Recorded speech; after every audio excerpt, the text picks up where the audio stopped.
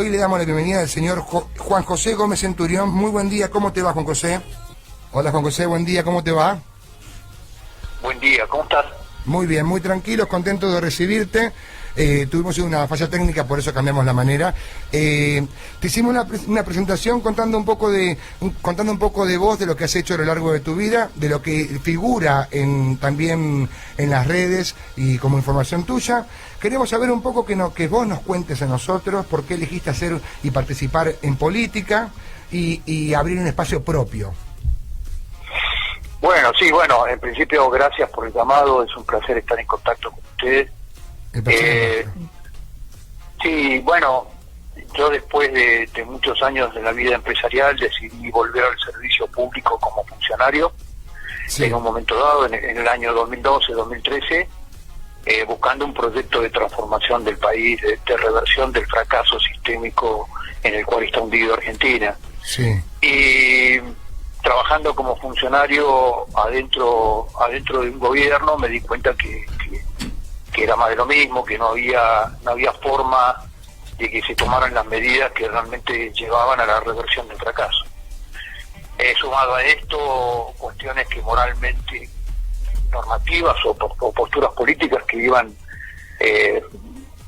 en contraposición a toda mi formación y a todos mis principios, como era la propuesta de la ley del aborto, y decidí dar un paso al costado y decir, es tiempo de lanzar en la Argentina una propuesta política que realmente represente los valores fundacionales de la Argentina. Y acá estamos desde el año 2019. Desde el año 2019, en donde cuando renunciaste a la vicepresidencia de Banco Nación, ¿es correcto eso, no? Sí, claro. Vale. Y ahí me fui del gobierno y armé un espacio propio y fui candidato por ese espacio, lanzando una propuesta y un espacio político nuevo, con una propuesta de valor totalmente distinta a lo que es el marco de la política tradicional, digamos, ¿no? Claro. Estuvimos también investigando un poco sobre la plataforma de laburo que tienen en NOS, que es el partido que encabezás y presidís, el que has creado incluso, y habla muchísimo de la vida y la familia, ¿sí? Y que a la política le hace falta patria. ¿Nos podrías contar un poco en qué se basa todo eso? Sí, nosotros decimos que este sistema político y este modelo político basado en el entronamiento de una casta política que trabaja para ella misma, a espaldas de la agenda de los ciudadanos, sí, le hace falta un proyecto de país, un sentido patriótico, digamos. Cuando es un sistema político que se mira al ombligo. Las únicas propuestas son votame a mí para que no venga él, y el otro dice votame a mí pues si no viene el otro, digamos, ¿no? Sí. Y esto no le suma valor a la Argentina. El espíritu patriótico, que es pensar para la próxima generación y dejar de pensar para la próxima elección, para el minuto que viene, para la conveniencia de poder, para el armado de un poder. Entonces, lo que nosotros decimos que la patria es esa construcción histórica, sí, que a nosotros sujetos individuales nos transforma en parte de la historia y en sujetos de la historia, digamos, ¿no? Es lo que une el pasado glorioso de la Argentina con el futuro de nuestros bisnietos que todavía no los conocemos. Entonces, sin ese sentido es muy difícil rescatar a la Argentina. Por otro lado, nosotros enunciamos como valor básico la familia, que en todo el entramado de las sociedades intermedias de toda la sociedad es la sociedad básica, sí, es la sociedad donde el ciudadano se forma. Los valores que vos desarrollás a lo largo de tu vida los aprendiste en tu casa. Es volver a fomentar que la casa sea la base de la educación. Claro, obvio, y que los padres sean los grandes responsables y decisores sobre la educación de los hijos, no un funcionario que baja línea en forma ideológica a través de un plan en las escuelas, digamos. El hogar también es el primer motor de la economía. En la Argentina la economía está derrumbada porque los hogares están derrumbados, las familias están derrumbadas. Sí. Entonces, esto se escuchó muy fuerte en el último foro de Davos, donde estaban todos los financistas internacionales, ¿no? Sí. Decidiendo el nuevo reseteo, y Putin, el presidente Putin de Rusia, de la Federación Rusa, más allá de la opinión que tengamos de él, lo que les hizo ver a los economistas es que el Producto Bruto del mundo no crece hace 8 años. y que la tasa del mundo es cero, es tasa negativa.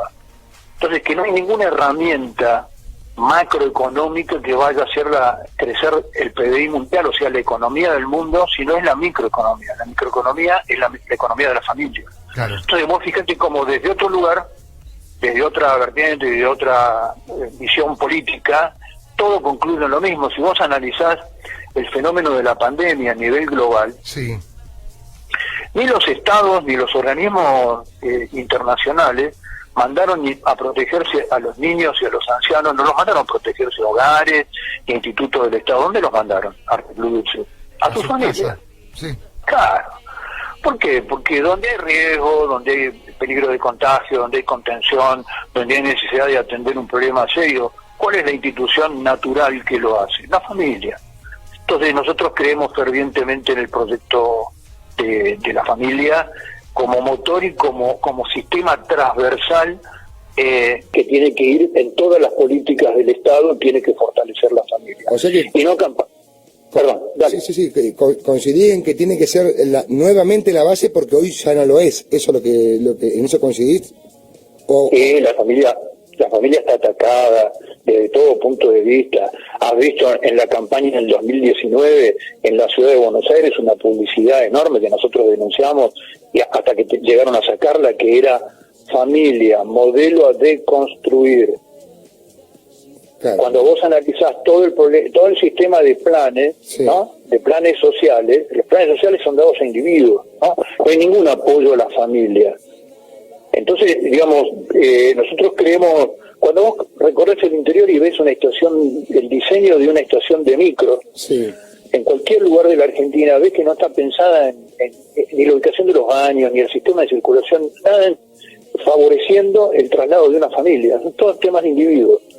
Y este es el modelo, digamos, ¿no? Un individuo aislado, solo, sin ninguna sociedad intermedia, empezando por la familia que pueda mediar, es entre individuo solo, Sí. y un Estado multipoderoso que tiene todos los recursos, que es el primer actor de la economía, que te decide a vos no solamente cuánto tenés que ganar, sino además te decide cuánto es lo bueno que tenés que llevar como salario, como ingreso a tu familia, y además te dice que tienes que aprender tus hijos en el colegio en materia moral, y además te dice cómo tenés que hablar, Claro. y además te dice cómo tenés que pensar. Vos estarías hablando de una reforma educativa.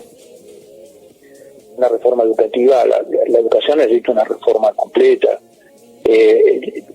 30 años, 3 décadas a partir de la reforma del 94, con Susana de Ciega a la cabeza, destruyeron un sistema educativo que era modelo en el mundo, en la Argentina. Argentina fue el primer país en el mundo que erradicó el analfabetismo Sí. en una sola generación. Y eso lo hizo con un sistema nacional de educación obligatorio, gratuito. Entonces, en una educación de excelencia. La educación pública en la Argentina era una educación de excelencia en todos los ámbitos. ¿Qué cambiarías de la educación en Argentina? Bueno, hay mucho, en principio, cuando vos analizás todo el sistema educativo, la organización del sistema, más allá de las currículas, ¿no? Sí. La currícula viene en algún lugar, digamos, ¿no? Sí. Pero cuando vos analizás la organización del sistema educativo, en la provincia de Buenos Aires te das cuenta que cada 10 salarios de maestros pagados, solamente 4 están en las aulas. Claro. Escuchame bien lo que te acabo de decir, ¿no? Sí, cada 10 salarios pagados, 4 están en las aulas.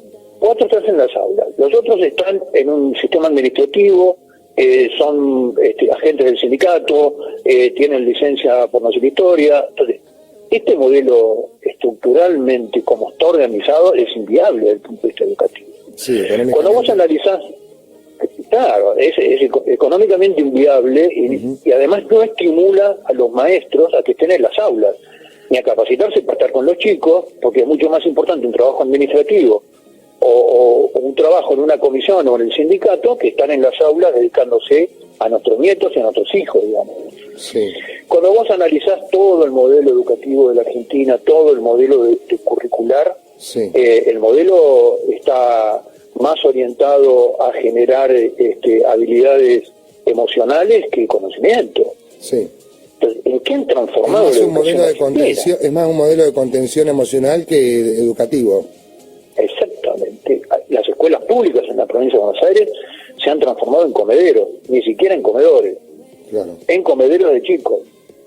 Entonces digo, la educación es una de las cosas que hay que revisar y hay que reestructurar por completo, porque es una educación que se la entregaron a las provincias sin recursos, asegurando la inequidad para todos los habitantes de la Argentina, porque a partir de que la educación se entrega a las provincias en el 94, Sí. al otro día que pasó eso se aseguraron que un chico de la ciudad de Buenos Aires no tiene la misma educación que un chico de Oberán Misiones. Totalmente, sí. Porque no tienen los mismos recursos. Totalmente, sí. ¿Qué es lo que garantizaba la educación nacional? Desde la Quiaca hasta Tierra del Fuego, guardapolvo blanco, bandera argentina, maestra normalista impecable. Y ese fue el modelo de la gran promoción social de la Argentina. Sin educación no hay promoción social. Han cortado una de las sociedades que tenía una de las dinámicas sociales más grandes del mundo. El hijo de un changarín o de un peón de campo, Sí. en la educación pública podía llegar a la universidad y ser premio Nobel. Totalmente. Esto es lo que han Hoy no. estudiado en la Argentina. Hoy es imposible. Claro. La brecha educativa que existe entre analizar la fuga de los últimos 30 años de la Sí. matrícula del sector público al sector privado, y te vas a ver donde un padre logra juntar unos pesos, logra hacerse un salario, logra tener algún beneficio, inmediatamente lo que elige es educación privada. Sí, ¿volverías a nacionalizar la educación pública? Entonces, ¿eso es lo que una de las formas de laburo para con la educación? Bueno, yo creo que estamos analizando varios proyectos. Uno de esos proyectos es darle más participación a un proyecto a nivel nacional Sí, de la educación pública, porque vos tenés un ministro de educación que es un ministro sin escuela. claro. Venimos sosteniendo hace 30 años un ministerio que no tiene escuela. Lo único que tiene es el Colegio Nacional de Buenos Aires, el Carlos Perini y algún otro colegio por ahí, digamos. Pero, entonces, el Ministerio de Educación tiene que volver a tener un rol en la educación nacional que hoy ha perdido. Vos mirás muchas provincias de la Argentina Sí, y lo que te das cuenta es que el ministro de Educación termina siendo el integrante del sindicato de docentes que lo ayudó al gobernador a ganar la campaña. claro. Y Sí, punto. el amiguismo, eso es lo que está... Sí, claro. Entonces la educación tiene que volver a ser un sistema de excelencia, la educación tiene que ser un sistema donde la enorme cantidad de docentes con una vocación fenomenal puedan capacitarse, sean evaluados, sean premiados aquellos que realmente dedican la mayor parte de su tiempo a estar en las aulas. Sí. Un profesor de la secundaria no puede estar corriendo en 7 colegios por día. Hay que volverle a dar al sistema de educación la prioridad, los recursos y el sistema de premios y de castigos que requiere un sistema de excelencia. Claro, y esta misma visión que tenés sobre la educación, ¿también la ves plasmada sobre el Estado? El Estado lo que han hecho en 30 años es quitarle toda capacidad estratégica. Cuando digo estratégica no solamente me refiero a la defensa, a la seguridad, a las relaciones exteriores, sino también a la capacidad de ver la próxima generación. El Estado Nacional es un Estado que gasta en forma absolutamente desordenada y el 90%, o 70 y pico, casi 80% del gasto está dedicado a pagar salarios. Claro, No tiene capacidad de inversión. Cuando un Estado pierde la capacidad de inversión, lo que pierde la capacidad es de desarrollar el proyecto que viene para la generación que viene. Ha perdido la capacidad. Argentina es el único país del mundo que ha parado los trenes de carga. sí. Entonces, la Argentina, sin una integración territorial a través de vías de comunicación efectivas, baratas, accesibles, como es el ferrocarril, como es el transporte marítimo o el transporte fluvial, Argentina es imposible que termine de integrar económicamente el territorio nacional. Esto lo decía Frondizi en el año 62. Otro día, bueno, el año pasado en la pandemia repasé muchos discursos y mucha historia argentina. Sí. Y repasé los discursos de Frondizi, que son extraordinarios, más allá de la opinión que uno tenga sobre su gestión de gobierno, Sí, digamos. correcto. Y Frondizi en el año 62 decía: Argentina tiene que terminar de integrar el territorio nacional ampliando su red de ferrocarriles. En los 90 lo cerraron los ferrocarriles.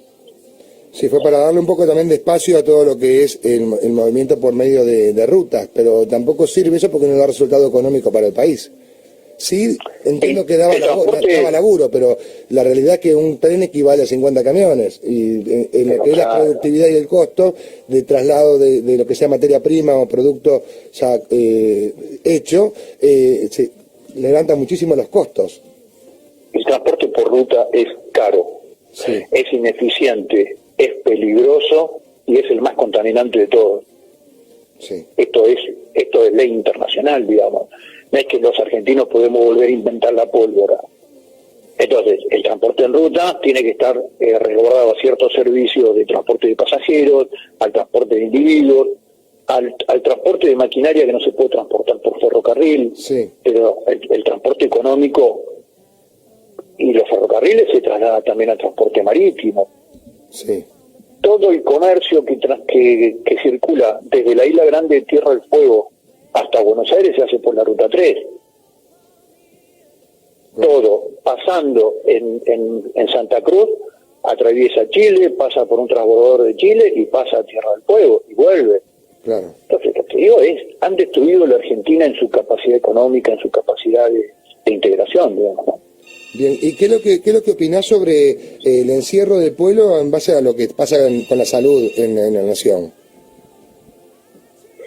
Bueno, las consecuencias de esta mala política del año pasado, que nos tuvo 9 meses encerrados, casi el tiempo de gestación de un niño, nos tuvo encerrados, sí, fue absolutamente ineficiente, fue mal planteado, fue hecho por un Estado un Estado fallido, que no puede tomar determinadas medidas.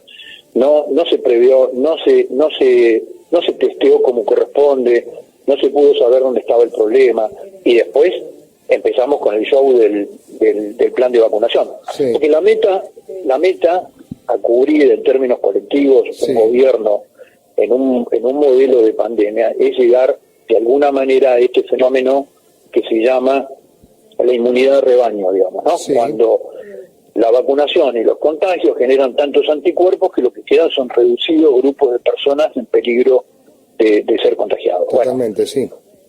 Entonces, el encierro impidió que el pico llegara temprano en la Argentina, Claro. con lo cual retrasó la inmunidad de rebaño. Y el show de la vacunación, de las vacunas compradas solamente por el Estado. Porque acá también está la madre del borrego, digamos, ¿no? El gobierno, que lo dice, el único que compra vacunas en la Argentina es el Estado. Sonaba más a un plan de licitaciones, Sí. que realmente a un plan sanitario, ¿no? Sí. Entonces, ¿qué han hecho? Impiden que... Después dijeron que todos podían comprarla, pero que las negociaciones están hechas siempre entre los diferentes países, los gobiernos de los países. No, por más que el jefe de gabinete diga que todo el mundo puede comprar, Eso lee es la cierto. letra chica del decreto, no es cierto. Claro. Te pone tantas trabas e impedimentos. Lo que tendrían que haber dicho de arranque es decirle a las obras sociales, salgan y compren vacunas y vacunen a sus asociados. Y el Estado enfocarse a todas aquellas personas que no tienen cobertura, por ejemplo, que era una modalidad de hacerlo. Sí, una forma de poder solucionar esto en un tiempo en el que se pueda decir que se hizo como dijiste bien vos, de rebaño, ¿cómo es el nombre? Una inmunidad de rebaño. Una inmunidad de rebaño, correcto. Porque tiene un tiempo determinado para poder hacerse eso, no es que tenemos 2 años para vacunar a todo el mundo y ahí hablamos de inmunidad de rebaño. Tiene que ser un tiempo rápido, casi récord, como tuvo Israel, si no me equivoco. Fue uno de los países que vacunó casi instantáneamente, en 2 semanas o 3, a toda su población. Claro, pero fíjate países de Latinoamérica. Arrancó el gobierno la negociación con Pfizer. Sí.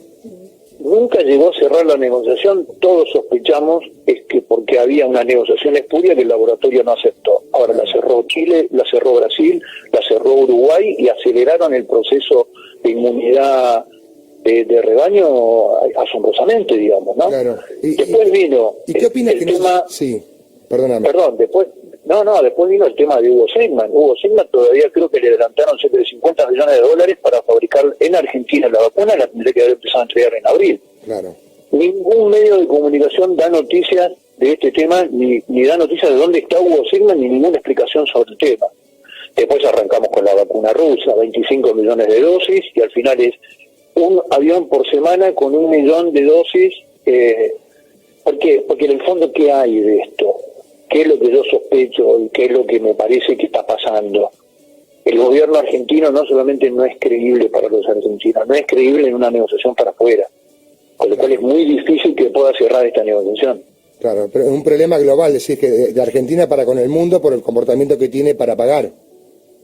Para pagar, para cumplir los contratos, claro. en todas las modalidades. Fíjate vos que hoy, sí. Perdón, te cierro con esto. Sí.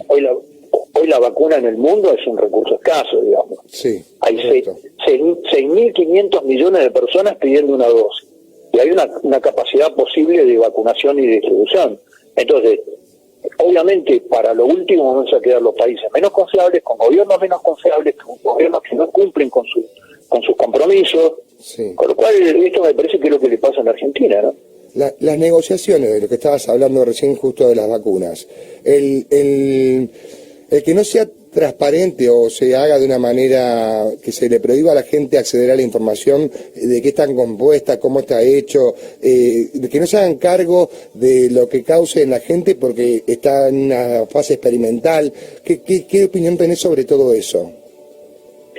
Bueno, era absurdo que el Estado argentino avalara el seguro de un producto farmacológico que está en prueba. Es una cosa absurda, digamos. Él me vende la vacuna y yo me hago responsable de las consecuencias, digamos. Claro. En el mundo de la industria farmacológica hay una responsabilidad de patente y hay una responsabilidad sobre las consecuencias que produce. Esté en fase 3, en fase 4, en fase 5, en fase 6. Sí. Pero hay una responsabilidad de aquel que tiene la patente de lo que produce, digamos. Claro, lo que vaya a causar en la gente de acá a unos años la vacuna que han recibido. Sí, claro. O la inyección, no sé cómo lo define uno técnicamente, porque al no haber terminado las fases tampoco se le puede considerar, por mi entender, técnicamente una vacuna. Aparte de una vacuna tendría que directamente inmunizar, ¿no? Ese sería el objetivo. Sí. ¿Y qué es lo que pensás sobre la liberación de presos? Bueno, eso nosotros hemos sido muy claros el año pasado con este tema. Sí. Es un escándalo. Es un escándalo que la primera reacción del gobierno a la hora de encerrar a los ciudadanos sea largar los presos. Aquellas personas que naturalmente tienen un lugar de reclusión porque están cumpliendo una condena, que son los más fácilmente aislables, que están aislados del resto de la población, son los primeros que largan. Es una cosa insólita, digamos, ¿no? Es el mundo al revés. Bueno, las consecuencias en la ola delictiva del año pasado se vieron con toda claridad, digamos, ¿no? Claro. Sí, fue clarísimo. Hablando de la parte delictiva, contanos qué es lo que ves en materia de seguridad en la República Argentina. La seguridad, el modelo de la seguridad pública, el orden público también ha sido destruido, ha sido basado por un modelo político que presupone, en términos ideológicos, sin expresarlo, sí, que el delincuente es una víctima de la sociedad y no un victimario. Correcto. Entonces, sí, da un garantismo sobre la gente que no en todos casos son aplicables, ¿no? No, claro. A ver, todo el modelo que se denomina garantista, que no es garantista, es abolicionista del derecho, parte de la base de la no punición. No cree en la punición. Sí. Y desde el momento en que se piensan el modelo de las leyes como sistema de convivencia, sin sistema de punición no hay leyes. Claro.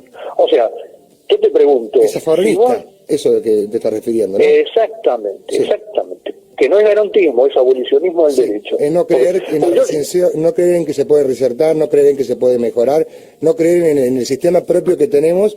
Y bueno, esa persona enseñó en la universidad durante varios años también, ¿no?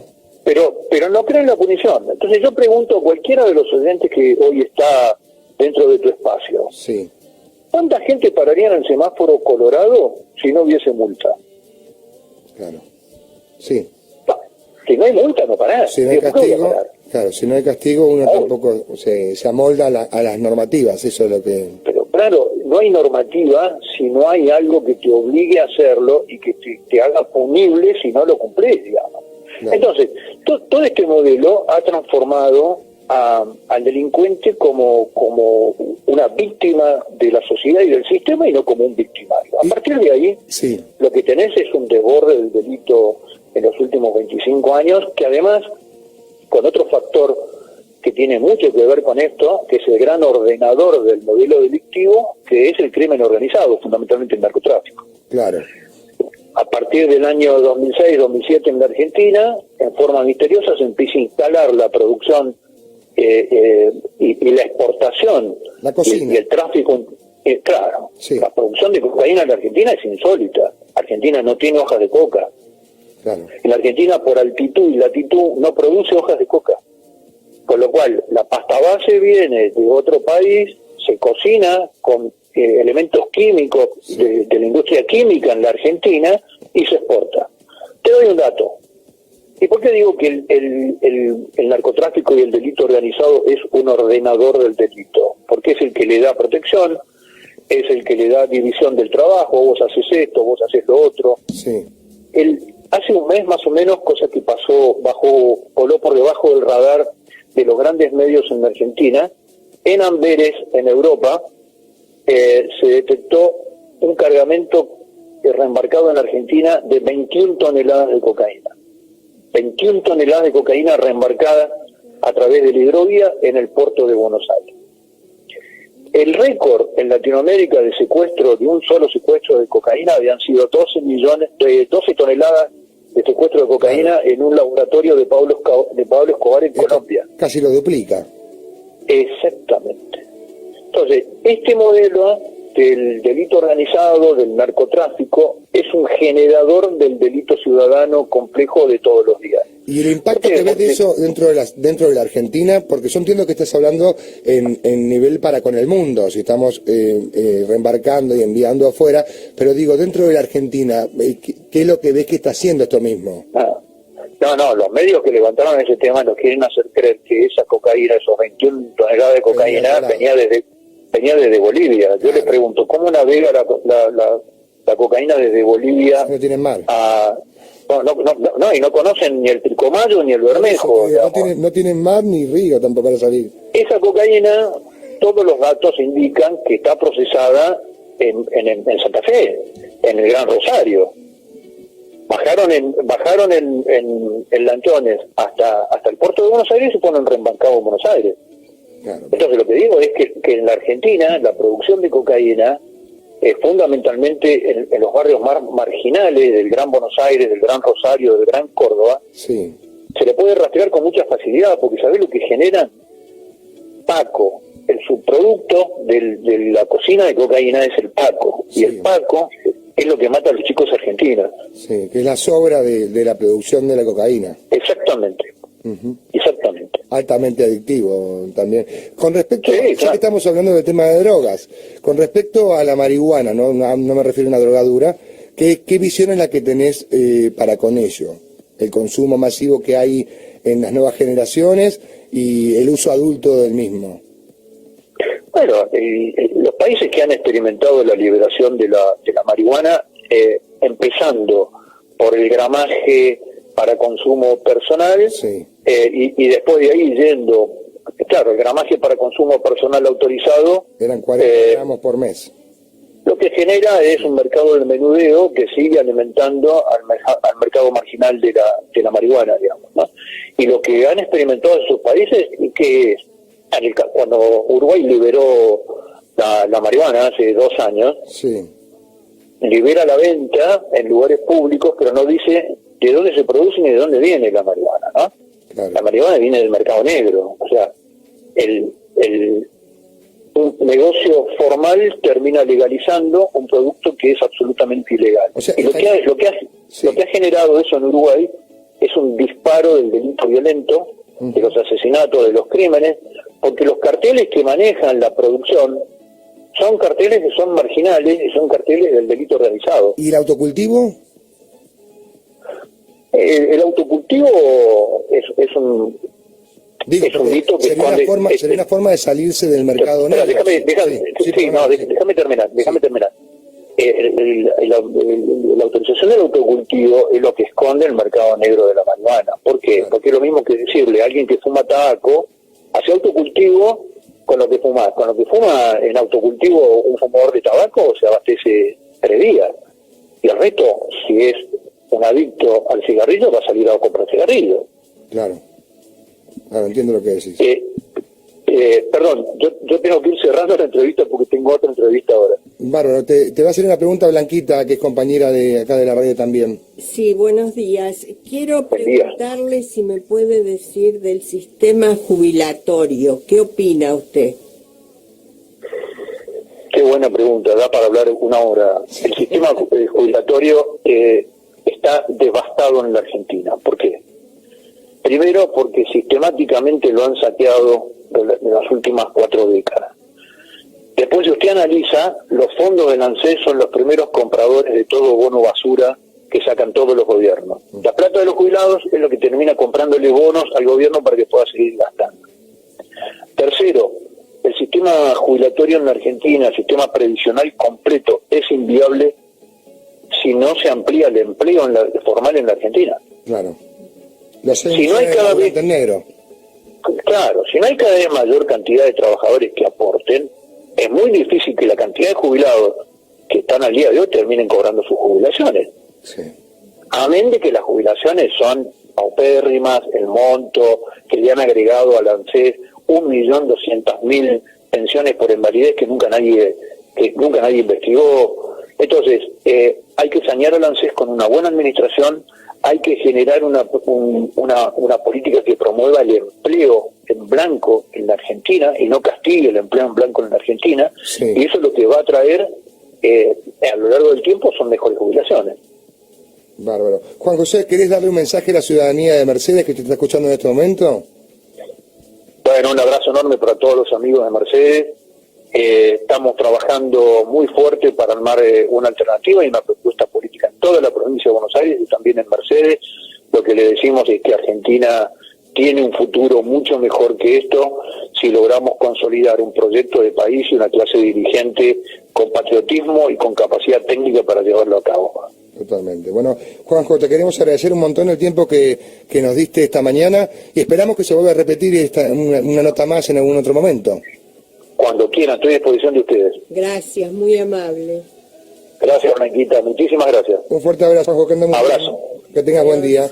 De esta manera pasaba el ex candidato a presidente por la Argentina en el 2019, que obtenía el 5º lugar en su momento. Hoy está siguiendo con una labor a nivel nacional, donde lentamente se van presentando los actores de la próxima campaña en la nación. Y no va a faltar Juan José Gómez Centurión dentro de la gente que se va a presentar también como diputado. Muy buena nota. Muy bueno, sí, concreto, conciso, muy ameno también conversar con él. Me ha resultado interesante. Y está bueno esto de dejar ya comprometido al otro para tener una nota nuevamente y poder abordar distintos temas más, porque hay un montón de cosas más. Hay un montón de temas, cosas que nos ha preguntado la gente y que por ahí no se la pudimos preguntar. Porque no llegamos a preguntar todo. Te digo sobre todo lo que había preparado preguntas. Mira, para que te diga que quedaron cosas por hablar sobre cultura, relaciones exteriores.